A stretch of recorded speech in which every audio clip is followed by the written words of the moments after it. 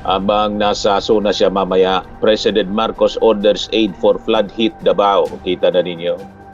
Kahit palaging sinisiraan kasi anyway, presidente siya ng buong Pilipinas. Hindi man siya inire-recognize na ngayon kasi hindi na siya tinatawag na presidente ni Sara. BBM na lang. Bongbong Marcos. A worst one than what the one that we have. You have children, you have grandchildren. What kind of future do you want? PDP Laban meeting, sinisiraan yung ating Pangulo. A worst one than what the one that we have now, or a better one? Nag-English ya. Ito si Sara, mga kababayan. Nasa London, sinisiraan yung ating Pangulo. BP Sara's UK speech blast PBBM. Binabanatan niya. Nagbabagang mga balita at pagtalakay sa mga isyu ng lipunan. Bulsa, opinyon, banat at paglalantad sa katotohanan. Bulsa, what you see is what you get. You decide. Kapit sa ngunyan, Monday, July 27, 2026. So nangunyan mga kababayan, habang nasa zona siya mamaya, President Marcos orders aid for flood hit Davao. Kita na ninyo. Kahit palaging sinisiraan kasi anyway, presidente siya ng buong Pilipinas. Hindi man siya inire-recognize na ngayon kasi hindi na siya tinatawag na presidente ni Sara. BBM na lang. Bongbong Marcos. At ang nire-recognize niyang pinaka-highest position, hindi na po presidente, kundi vice-presidente daw. Yan na lang mga kababayan, ang nire-recognize ni Sara. Wala nag-presidente, vice-presidente lang. Ibigay ko na muna ito before yung zona. Itong aid na pinag-utos ng ating Pangulo. The President treats all our citizens equally. The government is prepared to provide all the necessary assistance to our countrymen. There, sabi po ni Palace Press Officer Claire Castro, Palacio, Malacanang. He assured the residents affected by the severe flooding in Davao na isang baluarte ng mga Duterte of immediate assistance from the national government. Ganun ang ating Pangulo, walang pinipili po kasi presidente siya ng lahat. Hindi man halimbawa kinikilala na ng mga Duterte bilang Pangulo yung ating Pangulo. The reality is President Bongbong Marcos is the president of all the Filipino people, the country, mga kababayan. Nakita ninyo yung Naga City, yung Manila, lahat mga kababayan na lugar, baluarte ng mga kanyang katunggali during the 2022 presidential elections. Lahat tinutulungan. Ayun pang dating ka-unity na humiwalay, hindi man sa dahil inaway ng ating Pangulo o pinagkaitan, kundi inaway yung ating Pangulo. Baliktad po. Pagmimiti mga kababayan na makaupo agad-agad, ay hindi makapaghintay ng kanyang panahon. Yung Department of Social Welfare and Development is ready to provide food packs and other essential items para doon sa mga na-displaced na pamilya. The Department of Public Works and Highways is also ready to assist in the repair of damaged in structures in flooded areas. Pero yung kaya nga po yung ating Pangulo, padala agad ng tulong, pinag-utos ang tulong mga kababayan para sa Davao. The President treats all our citizens equally. The government is prepared to provide all necessary assistance for our countrymen. There, sabi po ni Castro. Asked whether Davao City Mayor Sebastian Duterte had asked for aid from the government, Castro responded, "We have no specific information or whether he sought help from the President." Siyempre, di yun hihingi ng tulong. At hindi man dapat sila humingi ng tulong kasi may obligasyon sila as first responder. Ang LGU, first responder, bilang taga Davao, siyempre, concern niya yun. Mayor siya eh. Kaya lang, ang nakita natin, hindi man siya nakita na nag-ikot doon sa mga nabaha. Nakita natin nandun sa PDP Laban meeting. Last heard, I hope I'm right, he is abroad. Mayor Baste, the Vice President is also abroad, sabi po ni Castro, referring to Davao City Mayor and the sister, Vice President Sara Duterte. Heavy rains brought by Tropical Storm Quiapo, which developed into a typhoon over the weekend, triggered flooding in parts of Davao. noong Friday, forcing residents to evacuate as rivers overflowed and floodwaters submerged residential communities. Several houses were damaged by the flooding that swept away vehicles and motorcycles. Matindi yung pagbaha po. Hanggang kalahati ng bahay, kaya nasa bubong na yung mga tao. Mga subdivisions po yung pinasok. Kaya mga kotse, motorcycles, other vehicles, yon inanod. Yung iba nakaganon sa mga kahoy. Yung pinakita ko kahapon, yung iba nag-akyat na lang sa kahoy, sa bubong. May isang patay bata. Among the flooded houses was that of former President Rodrigo Duterte along Taal Street, Bangkal in Davao City. Kita ninyo. Pati yung bahay pala ni Digong, inabot ng baha. So ano nangyari sa flood control? Ano nangyari sa 51 billion pork barrel fund na binuhos niya doon sa kanyang distrito ng kanyang anak na si Pulo. So yun mga kababayan ang nangyari. Pero sabi nga natin, hindi depigurihan ng ating Pangulo. O ito si Basti. A worst one that we have. You have children, you have grandchildren. What kind of future do you want for PDP these Laban meeting, sinisiraan yung ating Pangulo. A worst one that we have now, or a better one? Nag-English ya. So we have to fight. Kahit gaano sila kalaki, makapangyarihan, nasa kanila lahat ng pera, tinatakot nila lahat, kinukulong nila lahat. Hindi Politika. tayo titigil hanggang sa hindi tayo mauubos. Pero mauna muna kayo ako na last kulong. Meeting ng PDP Laban. Pero maluoy na, maawa tayo sa kinabukasan ng mga bata. Yan talaga ang... Maawa daw sa kinabukasan ng mga bata. Noong panahon ng kanyang tatay, yung mga bata, 126 children ang napatay sa tokhang-tokhang, kill, AGK. Yun ang nakakaawa. Nawala ng future yung mga bata tulad ni Kian de los Santos. And yung pinakang bata, mga kababayan, na napatay as young as 1 year old, alangan man adik yon, nadamay. Yan yung sinasabi ni Sara Duterte ng kampanya doon sa London. Ibalik daw natin yung tapang at malasakit. Yun ang tapang at malasakit na sinasabi nila. At yung pera, sinasayang. It is estimated that... Yung pera sinasayang, tama. Sinayang yung pera ng kanyang kapatid. 125 million, 11 days ginastos. Beneficiaries, puro mga chichiriya. Yung renta sa safe house, 250,000 per night. Ulitin ko, 250,000 per night. Hanap kayo dito ng pinakang 5-star hotel, pinakang mahal na hotel, na ang kwarto nagkakalaga na 250,000 per night. Wala kayong makuha. Wala mang ganyan po. Kahit sa mga pinakang mahal na resort, walang ganyan kamahal. People are still hungry and very dissatisfied with this government. Pa-English ba? Very short. Ang presidente natin ngayon got a survey at an approval rating, which is a disapproval rating, negative 27. Wala mang naniniwala po doon sa pa-survey na yan, na sa tingin namin po, ang nagpa-survey po, yung mga negosyante dito na ang nasa likod, China. Sino maniwala niyan?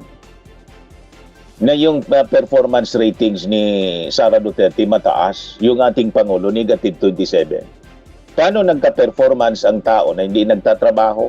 Doon pa lang po, may problema na. Anong susukati na performance ng Vice Presidente? Hindi man nagtatrabaho. Tama? Kailan ninyo nakita? Hindi na natin kailangan pag-usapan pa. The people are already...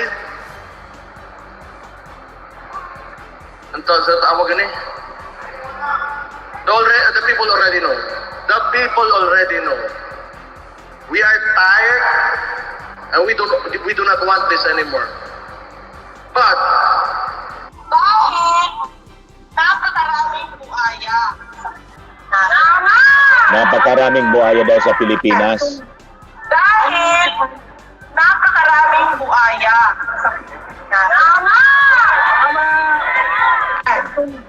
Dahil Yan ang mga speeches niya. Kaya sinagot siya mga kababayan o si Castro. Malakas ang loob banggitin ng Vice Presidente Sara Duterte ang tungkol sa mga buhaya. Si Vice Presidente Sara Duterte ba ay nakikipag-usap sa kanyang sarili. Galit na galit ang mga didis kaya napaka-prangka at napaka-talim magsalita. Malakas niya yung loob niya banggitin ang tungkol sa mga buhaya. Siya ba niya nakikipag-usap sa kanyang sarili? Ito si Sara, mga kababayan. Nasa London, sinisiraan yung ating Pangulo. BP Sara's UK speech blast PBBM. Binabanatan niya. Walang tigil siya sa pangbanat. May lakas ng loob na manira sa ating Pangulo. Abang yung kanyang sarili, mga kababayan, hindi niya nakikita na wala man siyang ginagawa kundi manira.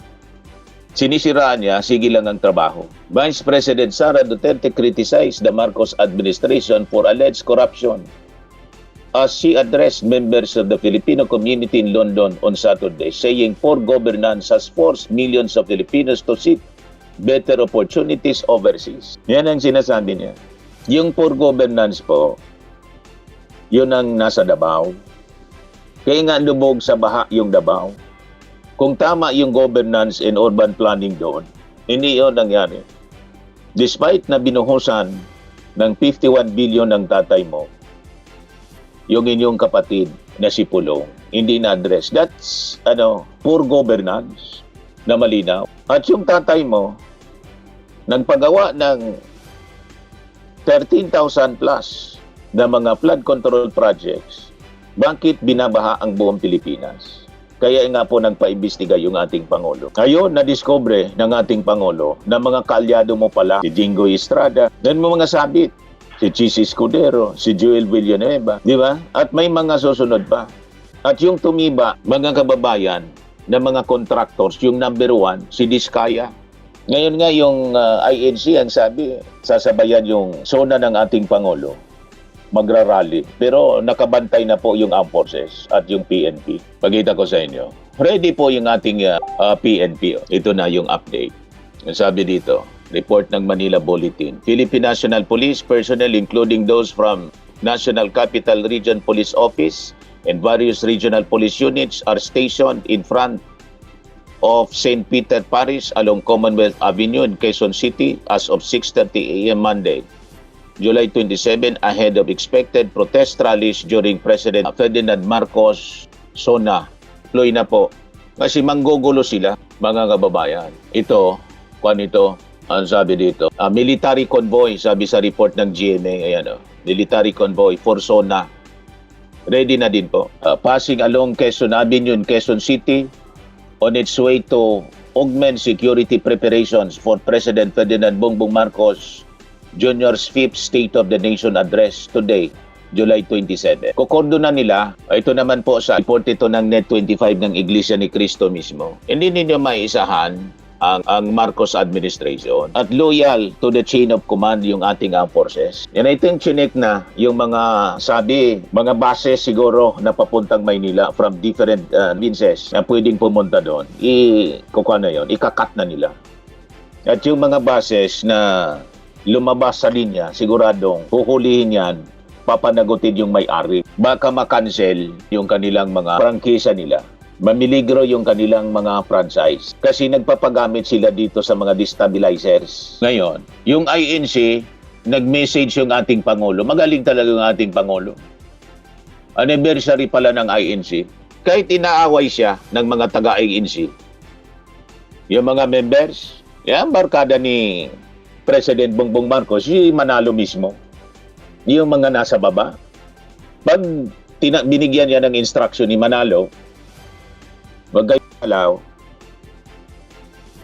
Dinodyos nila si Manalo. Ito yung mensahe ng ating Pangulo. I extend my warmest greetings to the Iglesia ni Cristo as you commemorate your 112th anniversary. For more than a century, the INC has served as a steadfast guide to a community grounded in faith, discipline, and a shared sense of responsibility. From your humble beginnings, you have grown into a religious institution whose presence has reached communities across the globe. Your enduring work reminds us that a life rooted in a devotion and integrity helps reinforce the moral foundation of society. O, di ba? Galing ng ating Pangulo Magsaysay. May this anniversary reaffirm the sacred mission that has sustained your church through the generations. As you gather in thanksgiving, may this milestone deepen your commitment to translating your beliefs into meaningful acts that uplift those in need, comfort the weary, and foster harmony wherever you serve. In this spirit, I encourage every member of the INC to remain a steadfast partner in nation building. Nation building po, hindi destabilization. Napakagaling ng ating Pangulo sa Saywar. Nation building, hindi destabilization. Where faith is demonstrated through service and citizenship is expressed through genuine concern for others. Galing ng pakasulat ng mensahe. Rest assured that the government stands in solidarity with organizations that strengthen families, promote peace, and expand compassion throughout our country. May this celebration also inspire renewed reflection on your calling as we continue building the pillars of our bagong Pilipinas. Bagong Pilipinas po. Hindi po maisog. Building maisog. Bagong Pilipinas. Mabuhay ang INC. Signed, Ferdinand R. Marcos Jr. Manila, July 27, 2026. May message din si Sarah. Yan na. Pakinggan natin. May message si Sarah. Assalamualaikum daw sa... Magandang araw sa inyo lahat. Isang mapagpalang pagdiriwang ng ika-112 anibersaryo sa buong kapatiran ng Iglesia ni Cristo. Sa loob ng mahigit isang siglo, ang INC ay nananatiling haligi ng pananampalataya at pagkakaisa sa ating bansa. Sa pamamagitan ng inyong mga programa sa edukasyon, kabuhayan, at mabilis na pagtugon sa mga sakuna, patuloy ipinapakita ang tunay na kahulugan ng malasakit sa kapwang Pilipino. Hindi lamang sa Pilipinas, kundi sa iba't ibang panig ng mundo. Sa panahong nahaharap ang ating lipunan sa mga pagsubok sa ekonomiya at moralidad, ang inyong disiplina at matatag na pamumuno ay gumagabay sa ating mga kababayan tungo sa katwiran at kapayapaan. Kaisa ninyo ako sa panalangin para sa patuloy na pag-unlad ng iyong kawan, sa gabay at pamamahala ng inyong kapatid na Eduardo V. Manalo. Naway magpatuloy ang INC bilang katuwang sa pamahalaan, sa pagpapatibay ng karakter ng ating mamamayan at sa pagtataguyod ng mas ligtas at maunlad na bansa. I wish the entire Iglesia ni Cristo a blessed anniversary. May your shared faith and pagpapaganda at Ay, pumasok yung madayawag maayong adlaw kaninyong tanan. Magandang araw sa inyo lahat. Anyway, yun na yun. Pagsuporta sa pamahalaan. So, pig-encourage ni Sarah yung INC na sumuporta sa pamahalaan ng ating Pangulong BBM. Wala mang ibang pamahalaan po, kundi pamahalaang BBM. Alaman pamahalaang Duterte na ang presidente ngayon, yung ating Pangulong Bongbong. Hindi sinasadya ni Sarah, in-encourage niya sumuporta sa pamahalaan. Yung administrasyon ngayon, si Marcos, hindi na-review siguro ni Sarah yung ginawa ng ganyang staff. Yung staff writer niya, speech writer niya, hindi na-review, pamahalaan. Pag sinabi mong pamahalaan, ang pamahalaan ngayon na legit, pamahalaan ng ating Bongbong Marcos, Administrasyon Marcos. In-encourage niyang mag-support daw. Anyway, mga kababayan, maraming salamat po. Bye-bye po. God bless. Na mga kaso-kasuan. Ito naman po, Automax Radiant Serum. Sa mukha naman yung application. Anti-aging po siya. You will look 10 years younger than your age. Sa mga cancer patients naman po, baka lang gusto ninyo itong itry. Neng siya red mixed fruit drink.